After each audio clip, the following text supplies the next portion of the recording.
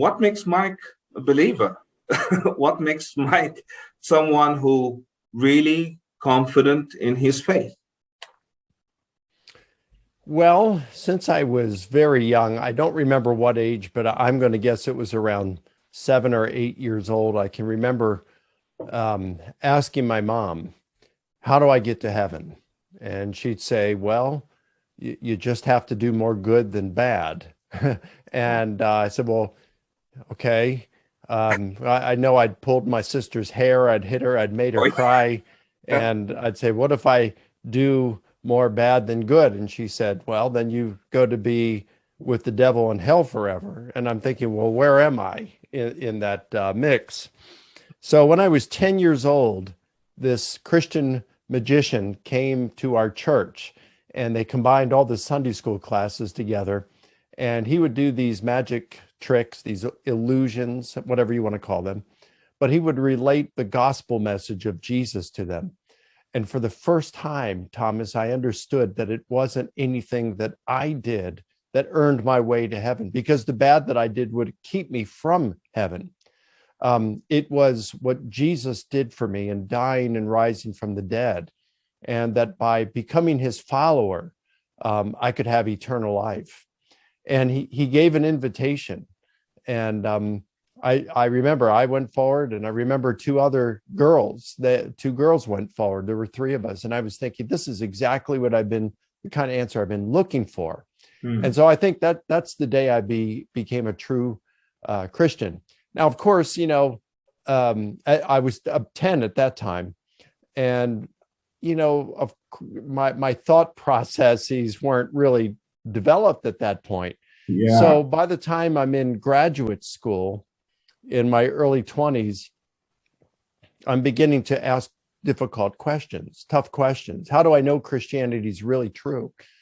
I became a follower of Jesus when I was 10, and I believe I've got a good relationship with the Lord. At that point, I was praying probably an average of 1 to 2 hours a day, and I was reading the scriptures probably 2 hours a day.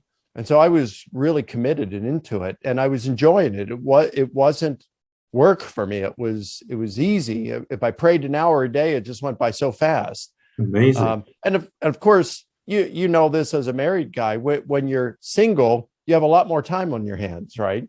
So I began to question whether Christianity is true, and that's when I started to look at the evidence. I looked at the evidence for Islam. I looked at the evidence for Hinduism, Buddhism. I considered the major arguments for atheism, and I looked at the evidence for the truth of Christianity. And it was primarily the historical evidence for the resurrection of Jesus that really confirmed that what I had began to follow at age 10 was indeed the truth. And I was willing to give up my faith because I didn't want to follow a false religion and devote my life to it. So, later on, even after that time, when I was in grad school, I had bouts of doubt when I would begin to doubt my Christian faith even more. And I would ask the tough questions. How do I know this is true? And maybe I'm looking at the evidence and I'm biased. And of course I'm biased. Everybody's biased. Muslims are biased. Atheists are biased. Doesn't matter what you believe, you're biased. But how do I overcome that bias and look at this objectively? And I need to do this because it could mean the eternal destiny of my soul. And so I and other Christians, many of us have been brought up as Christians. Many Muslims have been brought up as Muslims, the same as for Hindus and Buddhists. And so, it's tough to overcome a worldview in which you've been raised. So I wanted to give it a real, honest investigation.